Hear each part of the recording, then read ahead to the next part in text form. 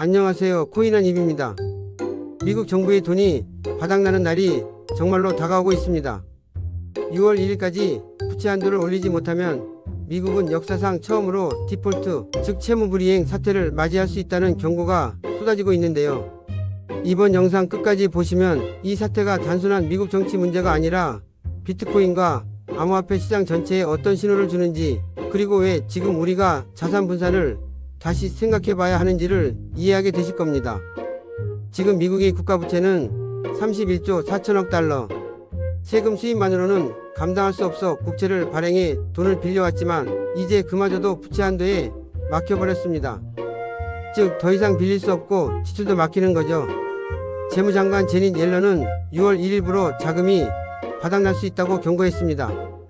만약 의회가 합의에 실패한다면 미국은 공무원 급여, 복지비, 국채 이자까지 지급을 못하게 됩니다.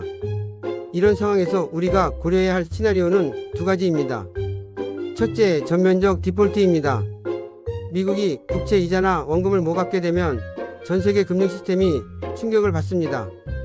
미국 국채는 가장 안전한 자산으로 여겨지는데 그 신뢰가 무너지면 은행, 연기금, 정부 모두 흔들릴 수 있습니다. 둘째, 기술적 디폴트.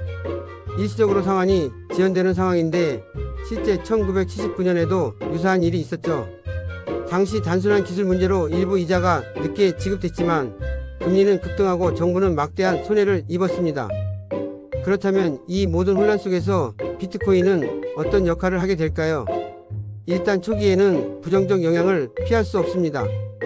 코인텔레그래프 분석가는 위험자산 전반이 타격을 받을 수 있다고 지적했습니다.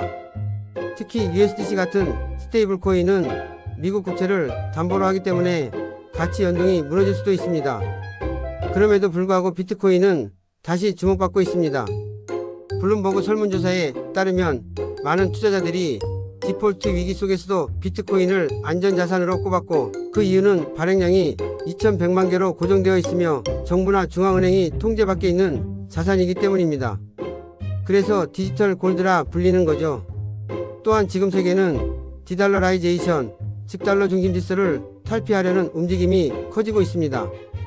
브릭스 국가들이 중심이 되어 달러 의존도를 줄이고 있고 암호화폐가 그 대안으로 부상하고 있는 겁니다. 참고로 미국의 신용등급은 2011년에도 하락한 적이 있습니다. 그때도 부채 한도를 둘러싼 정치 갈등이 있었고 결국 AAA에서 AA로 하락했죠. 이번에도 그 불안은 되풀이되고 있습니다. 결국 중요한 건 이 상황이 단지 미국 문제가 아니라 달러 중심의 금융 시스템에 대한 근본적인 회의로 이어질 수 있다는 겁니다. 이런 질문이 생길 수밖에 없죠.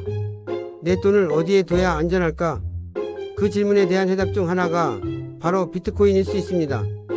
오늘 이야기 정리해 볼게요. 미국의 부채 한도 위기는 글로벌 금융 시스템을 흔들 수 있는 중대 변수입니다. 그리고 이런 위기 속에서 비트코인은 단순한 위험 자산이 아닌 대체 자산으로 재평가될 가능성이 큽니다. 앞으로 시장이 불안정해질수록 우리는 더 단단한 자산을 고민해야 합니다. 그리고 그 해답이 비트코인일 수 있습니다. 감사합니다. 코인한 입이었습니다.